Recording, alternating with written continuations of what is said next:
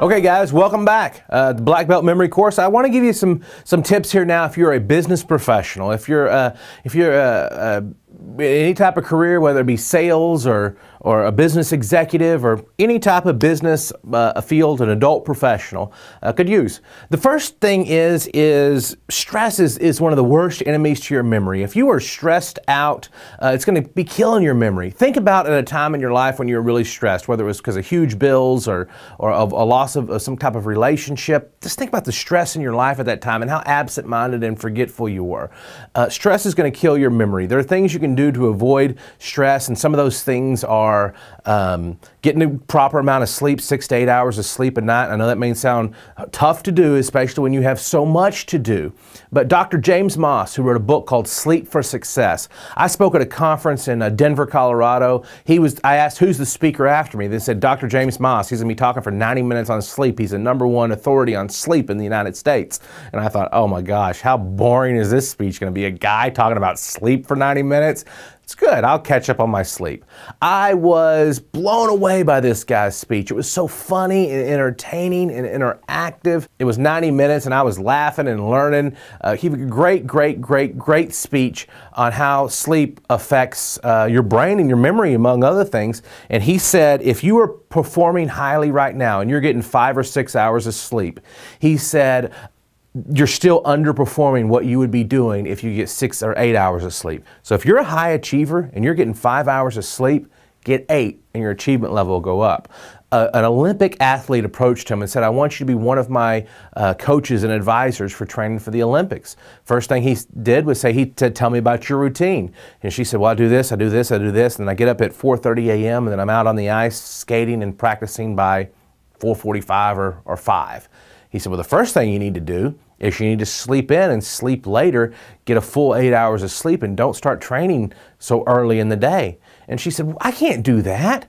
All my competition, my competitors, they're going to laugh at me if they know that I'm sleeping in and I'm not training bright and early like they are. And Dr. James Moss replied, do you care more about your competitors laughing at you, or do you care more about winning the gold medal at the Olympics?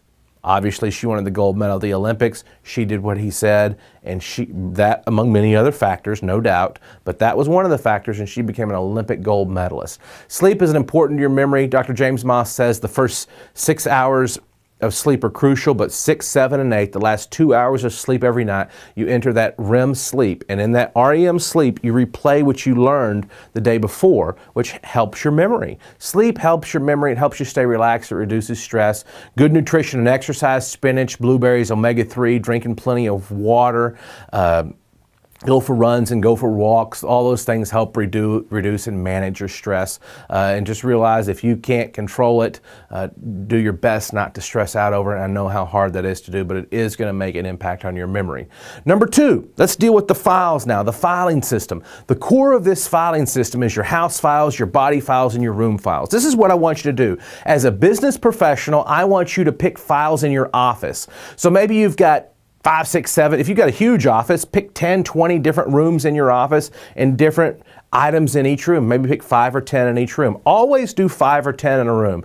And people always say, why do you do 5 in a room? Here's why. If you ask me what number 25 is right now, I can tell you. If you say what's number 16, I can tell you, because I got 5 in a room. So to get to 16, I just have to think 5, 10, 15, 16.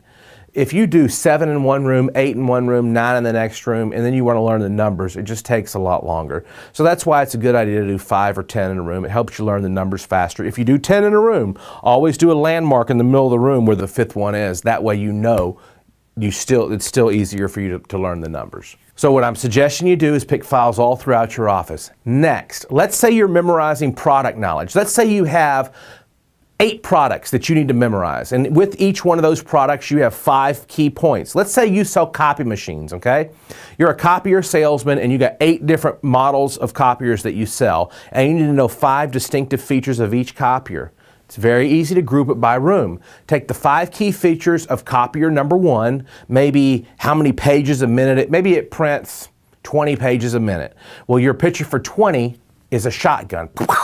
So on your number 1 piece of furniture, you're shooting a shotgun at that file. Maybe it prints in high definition color. That's one of the other features of that copier. So on the next one, you see a bunch of markers and coloring, and you're coloring all over it. That first room you fill up all with that copier. Then the next room might be another room in your office or another room in your house, just another room in your brain. You fill up that room with the 5 key features of that copier. The next room is the 5 key features of that copier. The next room is the 5 key features of that copier, and so on until you filled them all up. Then you're talking to one of your clients and they say, "So, Ron, tell me the difference between that copier and that copier." They point to that copier, so you jump to your living room and you talk about that copier. Then they point to that copier, and so you jump to your kitchen and then you talk about that copier. Do you see how you could use your files, your rooms to group categories? Maybe you're in the mortgage business and you're brand new in the mortgage business and you need to know what's the difference, what are the 5 key characteristics of a veteran's loan, a VA loan? What are the 5 key characteristics of conventional loan? What's the down payment requirements and all that type of stuff? Make one room your conventional loan room, make one room your veterans room, and have all the different rooms, different type of loans. Then when you're talking to somebody, they can say, what are the different types of loans and what are the different qualifications for each one. You just jump to your different rooms. You can use your files and the rooms to group by category. That is an incredible way to memorize something. Let's say you go to a conference or a seminar. Take notes in that conference. Take notes in that seminar. Don't try to memorize what the speaker is saying as he is saying it.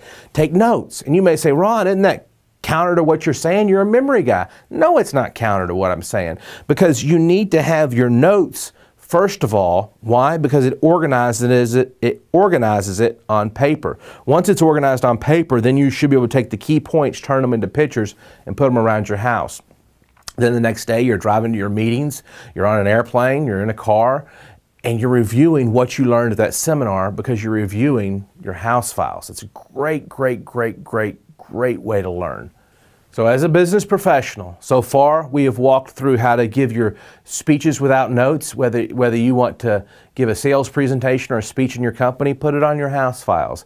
If you want to remember what you learned from conferences or seminars, take notes. Don't try to memorize as you're reading or as you're in that conference. Take notes and then memorize your notes. If you need to memorize your product knowledge, use your rooms to group the different products. Maybe you sell vitamins or supplements. Make one room, one supplement, the next room, the next supplement, the next room, the next supplement, the next room, the next supplement, and then somebody says, "I need a supplement that's going to help me sleep." You immediately jump to the room in your house where you've got your sleep supplements and you talk to them about that. So you can use your rooms to group by product and learn your product knowledge. As a business professional, I truly, genuinely believe using your files and in your houses and your rooms is a game changer. Giving speeches without notes, memorizing key points from seminar, or learning your product knowledge. I want you to study that, work with that with your instructor. Maybe you'll want to memorize your product right now. Maybe take 5 or 10 products and memorize them right now that are important to you guys. So as a group, as a company, maybe you want to say, "Hey, these are the 10 products we need to know," and do it using this system. I look forward to hearing about your success. I'll see you next time.